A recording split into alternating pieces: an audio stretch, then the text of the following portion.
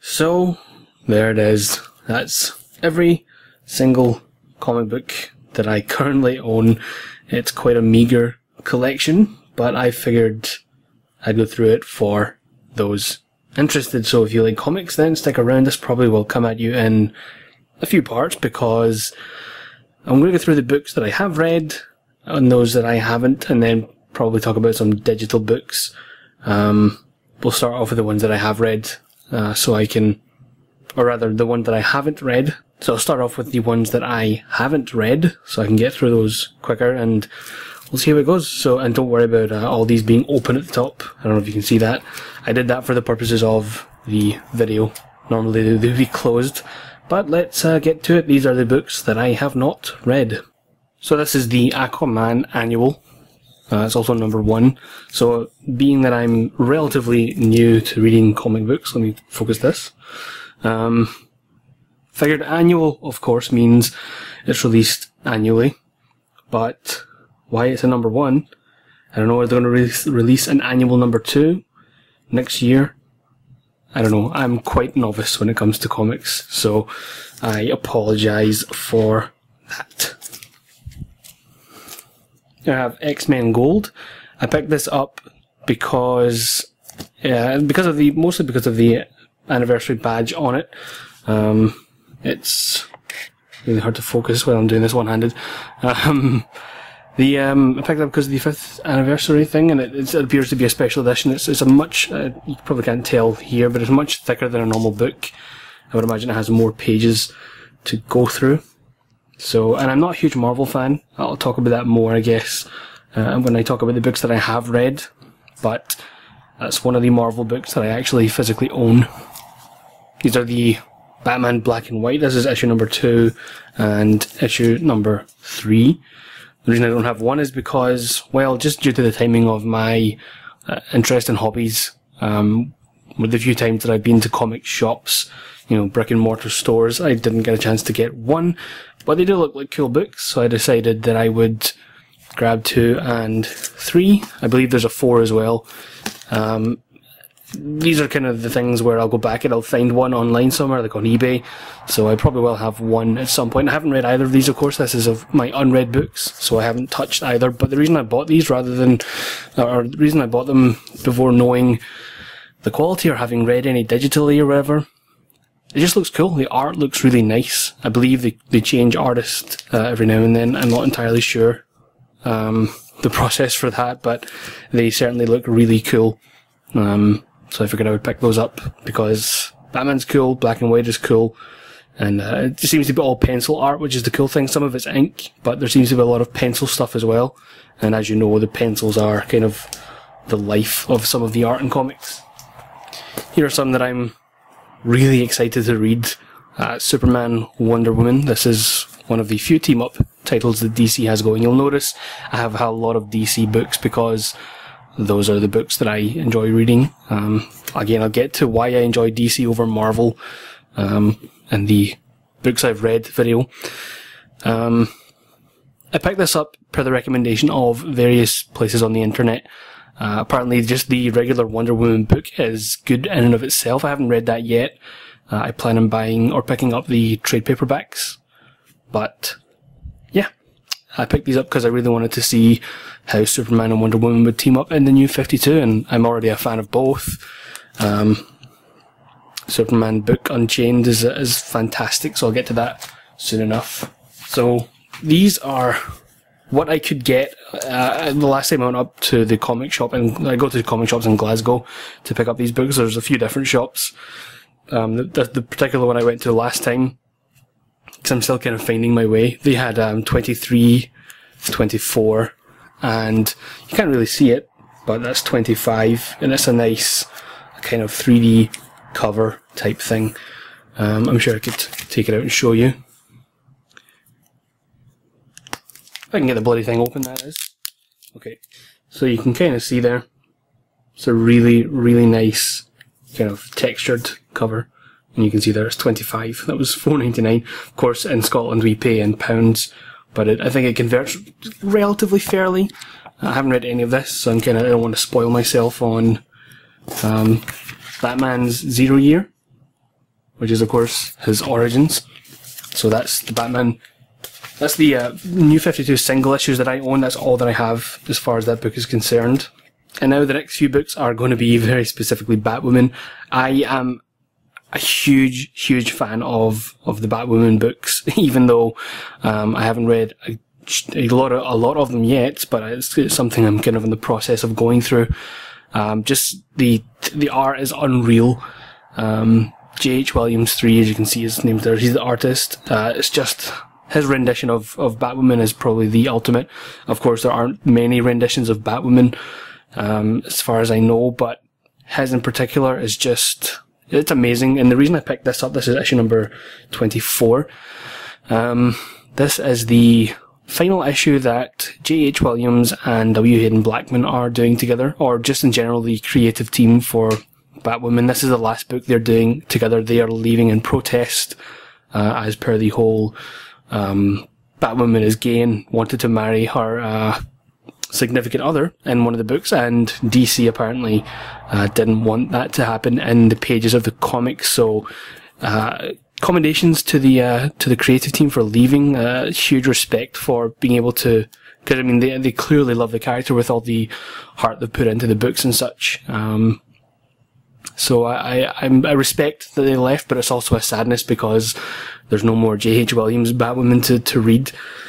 So this is 24, the last one they've done. This is the only single issue I have of Batwoman, but I certainly am going, I hope I didn't just bin that. Bloody hell. I am going to go back and collect the single issues, and again I want to... So this is actually pretty interesting. That Batman there is actually not the first time that J.H. Williams has rendered Batman. There's a book that he did with Grant Morrison, which has that kind of Batman, and something I like about his Bat characters is the white eyes. You know, a lot of modern Batman has his eyes showing through the kibble, but he draws them with the white eyes, and I love that. That's one of my favourite things about the Batman look, or the Bat look of any of the Bat characters, Bat family characters. So yeah, number 24. I bought this because it's just to, you know, kind of show my final support for J.H. Williams and W. Hayden Blackman and the rest of the creative team for Batwoman, because it's a sadness that they have to leave, but, you know, I think they've done it for the right reasons. So here is Batwoman Elegy, or Elegy, depending on how you want to pronounce it. Again, this one is J.H. Williams 3. This one is also written by Greg Rucka as opposed to W. Hayden Blackman. This book is, I'm still reading through it. As I said, I'm kind of catching up with Batwoman, even though I love the character. It's kind of something I'm going retroactively to catch up with. I read some of the New 52 issues, and I've read a whole lot about the character, but I'm still catching up as far as her books actually go. I'm about halfway into this one, or maybe 3/4 away, and just I'm going to show you some of the art in this because it's utterly, it's gorgeous. Let me get the focus here. It's just, I mean, this is like an example of a cover, but even just in the book itself, there's some really striking pages. It's kind of hard for me to show this due to my stupid camera setup, but regardless, that's just some examples, but it's just a really gorgeous book. So that is a pre-New 52. That is like, they did this, I believe, I can't remember the year, probably 2011, maybe 2010.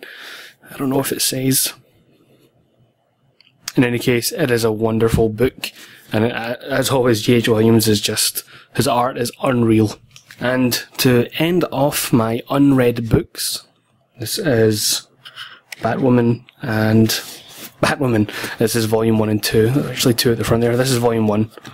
You can see more of that, just that astounding art coming through. So that's volume 1 and 2. That's probably collecting about, I don't know, 12 to 14 issues. And I haven't read any of this. Well, I mean, I've read a few pages of the first volume, because I wanted to, you know, obviously that's initially where my interest in the character came from. So I read some of that digitally before I bought the physical books. And the reason I bought the physical books is, again, I feel it kind of shows more support for the artist and the creative team in general. If you buy their books, you know, that kind of shows DC or Marvel or whoever that you like those books. So buying them on paperback or in single issues is certainly one way to show that. Seeing as digital books are like supremely cheaper in every single way. So that is all my books that I have read, and, well, not including digital books, but that's my physical books that I've purchased and have read through, or have not read through, rather. I've got plenty of the digital books that I have and have not read, so we'll get to those. So we're just going to get right to it. This is the video documenting the books that I own physically that I have read through. And so I guess now is the time to talk about that whole I don't like Marvel too much statement that I made in the previous video. Not particularly because of this book. I'm not singling this book out because it's an okay book. I'll talk about this one specifically in a second. But the reason I don't like Marvel, or it's not that I don't like Marvel. Sorry, let me be very, very clear here. I don't dislike Marvel. I think I just prefer DC's books. There's a DC book, and I don't know why I want to put two up here, but DC just have this more. I don't want to say realistic because we're talking about superheroes here. It's not that they're necessarily more realistic. I think it's because they're more kind of granular, individual looks at characters and their trials, as opposed to some of the more grandiose aspects of being a superhero. You know, Marvel really seem to celebrate how awesome it is being a hero, and that, of course, is fine and that has its merits. But for me, I enjoy reading, you know, very detailed character stories, and of course with someone like Batman you have the kind of whole internal struggle with his duality of being Bruce Wayne and being the Batman, and his parents' death, and how he distanced himself from people and all that. So that's obviously, but that's been around for 60 or probably, no, 70 years or something now. Probably more than that by this point, but that's just one example. But it seems to be in any DC book that I read, they focus more on individuals and less on just the grandiose aspects of being a superhero. I prefer the hero part as opposed to the super part. So I like what makes these people tick rather than just watching them tick, I suppose, is one way to put it. If a little stupid, but nevertheless. Let's get to talking a little bit about the books that I have read, and this one might be a little bit lengthier because I can go into details about these books, and I have opened pretty much all of them so that I can bring them out if I want to show anything, and I guess I will. It's going to be a pain to put this all away again, but nevertheless, I'll talk about them. So, I picked this up. This is issue number 67. And there's a reason I picked this up, because Marvel have announced this. So with DC you have this New 52. Let me just bring that back. So they've got the New 52 thing, which is basically, it was a relaunch. It was a launch of all of their books, went back to issue 1, and they started telling the stories from the beginning, or relatively near the beginning of each of those characters' stories. And I guess Marvel's answer is more of a soft reboot of their stories. They aren't necessarily, they are going back to issue 1 for a lot of books, but they aren't necessarily kind of starting from scratch. It's more like they're just kind of finding a new place to start these characters, to make it easier for someone like me, for example, to get into these books. But the reason I bought this is because it did say Marvel Now on it, but of course it's issue 67. So that one kind of confused me a little bit. And actually when I picked this up, I thought it just said She-Hulk, and I'm kind of interested in the She-Hulk character. I didn't realise this was the Red She-Hulk, which, as far as I know, having read very little, i.e. only this book, as far as I know, the Red She-Hulk is like an alternate universe version of the regular She-Hulk, who is green, and, yeah, so I picked this up thinking it was the normal She-Hulk. Turns out it's red. You know, the red cover didn't give it away or anything, unfortunately, for me, because I'm dumb, but, yeah.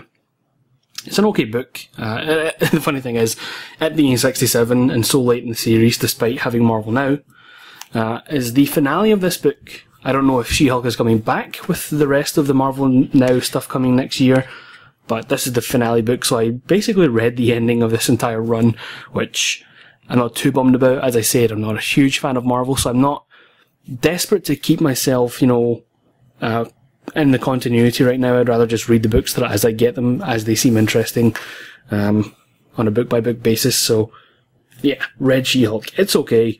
Not amazing, but it's fine. And we have Huntress and Power Girl in World's Finest, another New 52 book. You're going to find that all of my books right now are New 52, because I haven't gone back to pick up old issues yet. I'm not quite there in my collecting yet. I picked this up on a whim. I've never read Huntress or Power Girl or World's Finest. But I just picked this up. The cover looked cool. It had a title on it like this, which is, as I found out, is just a ploy to get people to buy them, and a ploy that seemed to work because I ended up buying it. It's an okay book. It tells the story of Power Girl and Huntress teaming up, and of course this is issue 17. So let me take it out here and get a close up of the cover. This is issue 17.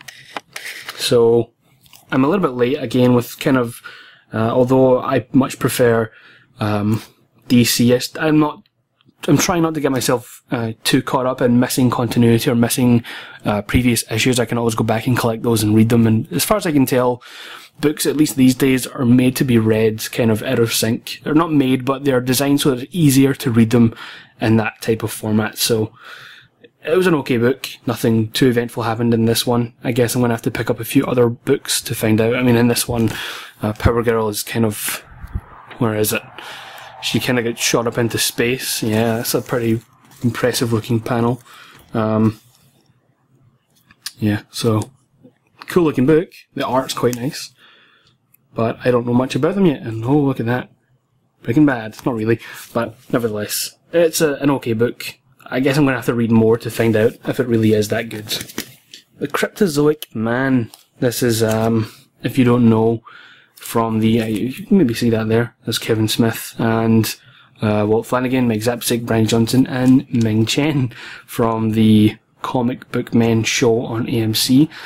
Really quite like that show, just for the kind of banter between the crew on there. And this is their comic book. They produced a book together, and it's quite interesting. It seemed a little rushed when I read it. That's the best thing I can say about it. Sorry, that's not the best thing I can say about it, that's the worst I can say about it. It just feels a little bit rushed or a little bit incoherent, but it was an interesting read, and the art is pretty cool. And Walt Flanagan is the artist. He's kind of, I wouldn't say he's the host of the show, because he certainly isn't. I mean, I guess Kevin Smith is. If you don't know Walt Flanagan, he actually did art for Kevin Smith in one of Kevin Smith's own Batman books. It's not a good example of the art here. Let me find one. So they have worked together. Yeah, look at that. It's quite nice. I like these 2-page spreads every now and then you see in books. That's awesome. And it's an interesting book. Definitely going to read more, but I can't say whether or not it's like a kind of groundbreaking book, but it's still certainly an interesting read nonetheless. So here are Damian, Son of Batman, 1 of 4 and 2 of 4. These are from a mini-series that are out with the, well, it says New 52, but it's kind of like it's the story of what would happen if Damian hadn't died. Spoilers, unfortunately, for older books, but Damian, you know, he dies, and I mean, anyway, it's kind of, it has nothing to do with the continuity of the New 52 Batman or any of the other Bat Family books. I guess it just so happens to be released during the New 52 runs, but nevertheless, it focuses on Damian Wayne, who is Batman's son, if that wasn't clear from the Son of Batman title. And when I initially looked this book up, I heard a lot of people saying that it wasn't that good. But I picked it up anyway out of curiosity. I mean, the cover is really striking. Same for this one. I mean, this one is just fantastic. Has Batman there with the kind of trench coat, and I'll talk about that in a moment. So I picked this up and out of curiosity because the art looks really nice, and I'm one who can, I could buy a book and enjoy it for the art alone, even if the writing isn't too great, and this is a good example of that. The writing is serviceable, but the art is just utterly, let me find a really good page. Yeah, the art is just unbelievably good. It's just, I can't really describe what it is about specific art styles in books that I really like, but this one is just incredible. And it has that kind of, how do you describe it? You can kind of see it's not very glossy. There's a very slight shimmer there as opposed to the other books that I've shown. It just has this really nice, kind of more texture papered paper. It doesn't have the kind of gloss that you would normally find. It just, everything about it is really nice. The colours pop on it. Let me find another good page here. I guess I'll go, yeah, look at that. That's pretty phenomenal. I have to say. They have made Damian look pretty badass, even if he is a really whiny character. Let me open up the second book and really talk about this. Batsuit that seems is kind of, you know, mixed opinions on. I'm going to say straight up that I really, really like it. Let's just take it out and I'll show you. This is kind of spoilers. If you're going to read this, I guess you shouldn't watch this next little minute of talking here. Let me just find it in the book. Sorry for showing you absolutely nothing, but here it comes. Make sure I got the focus on this correct as well. Yeah, look at that. It's, yeah, if you read that text bubble, you'll kind of get the idea of what's going on here. I won't say it out loud just in case you're skimming through this, but there's the batsuit. It's essentially a friggin' trench coat. There's no bat symbol on it, really. I mean, there's the kind of styling on the chest, but it doesn't really look like a bat too much. I love it. People seem to kind of be mixed on this one, because it's kind of goofy that he's wearing a trench coat. I admit it is goofy.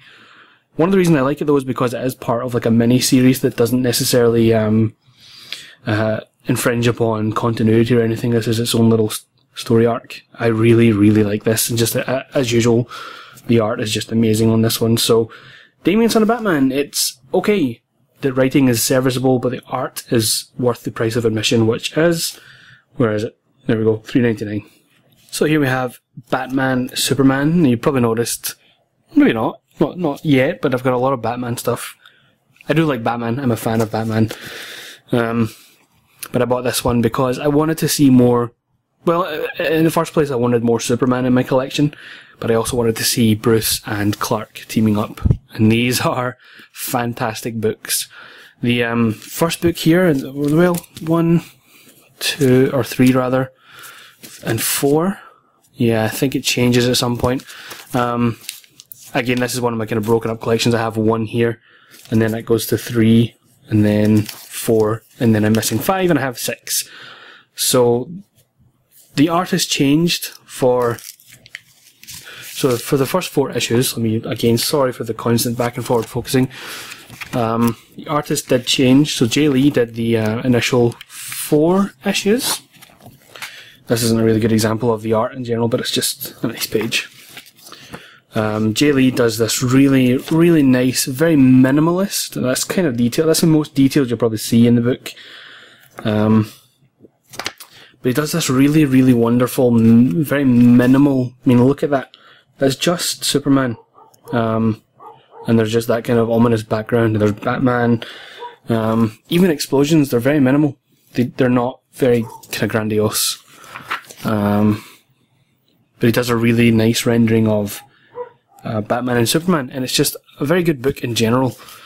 So he did the art for the first 4, and then it changes to a different artist. So in general, I quite like these books. It's a little bit. The first 4 issues are quite confusing if you're not paying attention to kind of absolutely everything, or if you're not. You kind of have to read all 4 issues to really understand what the hell was going on the whole time. Then it becomes clear for issues 5 and 6, which are the most 2 recent.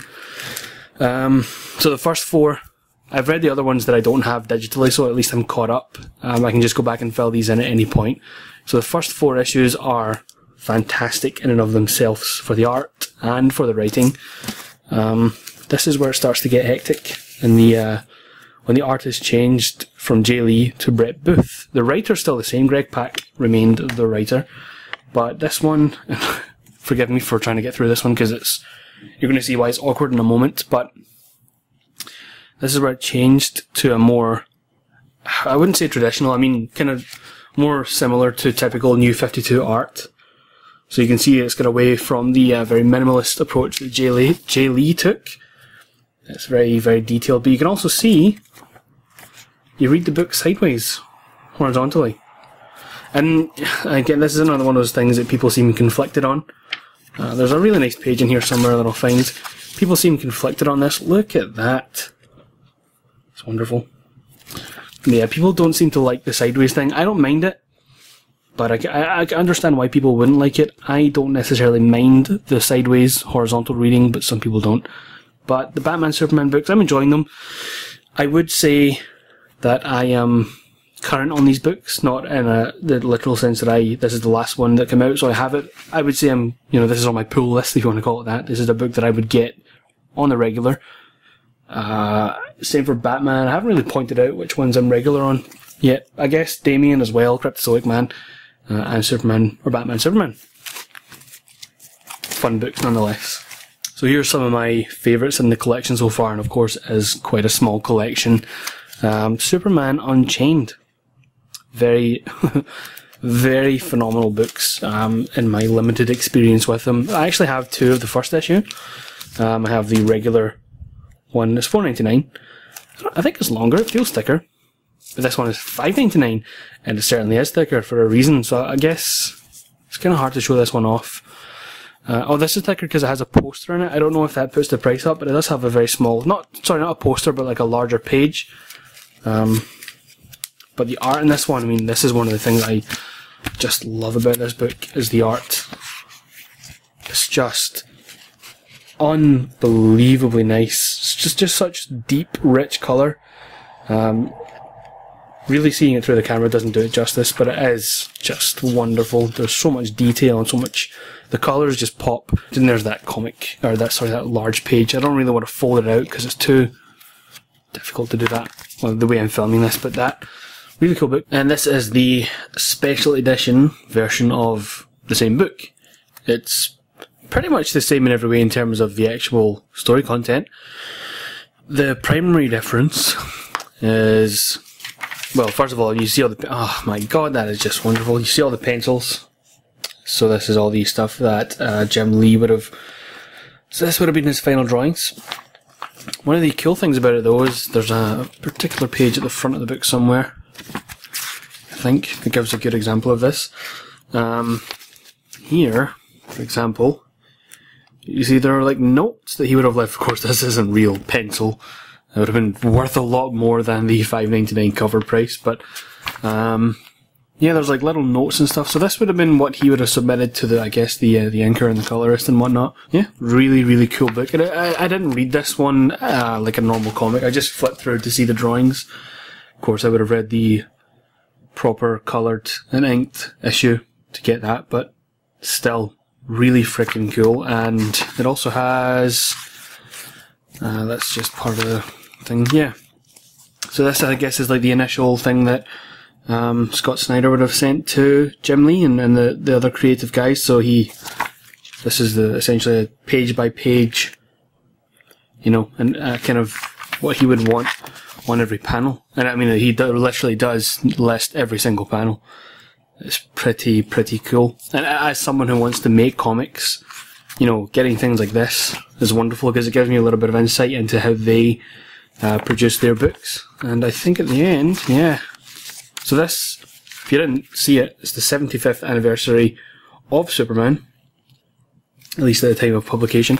So there's the wonderful original issue 1. Well, it's this cover here. But then there's some by other artists, and it's really, God, it's so hard at this angle to really flip through this effectively. Some really cool covers though, for variants rather. It's a really nice one there. Lex Luthor looking a little bit confused there. And there you go, that one is, that says it already there, doesn't it? It says Superman. So yeah, I also have all the other ones, so there's 2, 3, 4, I thought I had 5, I guess 5, no, maybe 5 is the one it is now yet. Honestly, as much as I keep up with these books, I always forget which is the actual next one and which I don't have. I believe I have all of them, and the next one is coming out this month or next month at some point. But yes, those are my Superman Unchained books. Easily one of my favourite ongoing series so far, although I'm not necessarily following a lot of ongoing books. This one is just fantastic though. And the friggin' one of the gems of my collection, I would say. Not necessarily because it's a special version of the book, it's just the standard book. I mean it in terms of just one of the best books that I have, in terms of just overall quality. Sandman Overture by Neil Gaiman, and there he is again, J.H. Williams 3. And it certainly is a wonderful book.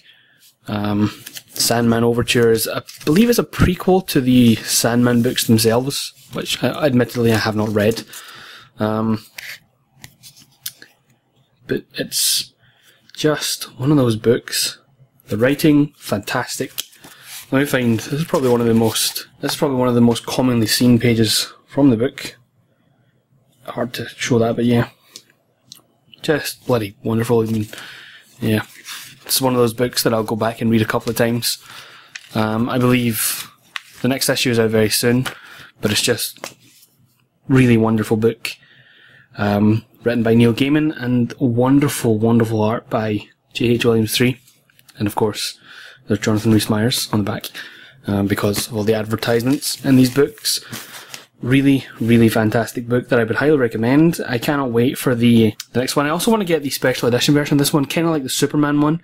I don't know if it goes through the pencils, but it certainly, has more, bonus stuff in it that I really want to check. I don't think this has, it says extra sized issue, but I believe that entails the, where is it? Yeah, I'm not going to show you, I'm not going to flip it out because it is quite special, but there is a flip out, like you flip out both pages, so, oops. That is pretty special. I'll leave that for you to see if you ever pick up this book, which I highly recommend. On to the last two pieces of my collection. I'm going to have to get through these quick because I don't have too much time. There's Batman. The Court of Owls. This is volume 1 of the New 52 Batman. It's a pretty fun read. Goes through kind of the trials of Bruce Wayne against a new foe, the Court of Owls. And it's really, really good. It's a little bit slow going at the beginning. There's some sketches of the Joker and other characters. Killer Croc, Two-Face. Is it Clayface, perhaps? Scarecrow. Really, really fun read. A little bit slow going at the beginning, and then it really picks up pace toward the end. I'm really excited to read volume 2 and 3. And then I can finally get to those 0-year books that I have. So that's a really fun book right there. And here we go, it's the creme de la creme of my collection. It is Grant Morrison's Batman: A Serious House on Serious Earth, with the art by David McKean. This one says the 15th anniversary edition. I think the difference again is there's like a script at the back. But this book is, how do I put it? It is, I don't think phenomenal is quite the word for it. There is just some, utterly gorgeous colours. There's a particular page that I really, really liked. When they reveal the Joker, well, not necessarily the first reveal, but oh, Jesus Christ. Look away, because it is quite terrifying, although it is a wonderful read. Lots of minimalism again. I quite like that when I see that, the minimalist kind of approach to these pages. Yeah, just a lot of really gorgeous work. Of course, again, the back it has the script, a lot of panels showing, the structure of the comic. Again, as someone who wants to make comics, this is really nice to see. And this book in general is just incredible. It's one of the first kind of full, I don't know what you would call it. You wouldn't call it a one-shot, of course. It's just one of the first books that I've read that has a full story in it from beginning to end and isn't necessarily considered part of a run or whatever. And it's just, again, I'm lost for words for trying to describe how good this book is. It is so good that one of the last few pages almost made me cry. It brought me to tears. It was just so beautifully written, and the art is so focused and so different from everything you've seen before. And just Grant Morrison proves that he is indeed one of the greatest writers in comics and in general that we've ever seen, at least in living or what have you. But truly is an incredible book, and among all of my other books that I own, this is the one I would highly recommend anyone read. Even if you're not a fan of comics, it's just some beautiful, beautiful work in there. And with that ends my comic book collection as far as physical books go. So what I plan on doing, hopefully, is I generally don't buy books on a weekly basis right now because it requires me to travel to Glasgow, which by train is about £8 per trip. And if you're going to buy comics, as they come out, that's usually every Wednesday of the month. So it typically means 4 trips a month, which is just too expensive. When you add that up, let's say it comes, what's 4 times 7? It comes to £28, give or take. It's like £7.40 or something for the train, but regardless, comes to almost £30. That's a lot of comics I could buy instead if I just bought them online or digitally. So what I currently do is once a month with my friend, we go to Glasgow. I buy a bunch of books, and he's a record collector, so he buys a bunch of records, like a lot of records when we go up, because they're so cheap. In fact, the funny thing is they're about as expensive as buying comic books, which is interesting and fun for us because we get to go up and spend about the same amount of money on our respective collectible hobbies, or collecting hobbies, or whatever you want to call it. So what I intend to do, at least for now, is to, maybe once a month or just whenever I do go to Glasgow to buy comics, or if I order any, I'll make videos, update videos when I get a big batch. So that'll probably be once a month, the day after payday or something like that, whatever it turns out to be. Aside from that, I do soon intend to plan on pre-ordering books. There's a lot of people on eBay, or services on eBay and other places that allow you to just pre-order books, and that's a lot more viable as someone who wants to keep up with a few different books like Superman, Batman, or just Batman in general, or Batman, Superman, sorry. What was the other one? Like Superman Unchained and whatnot.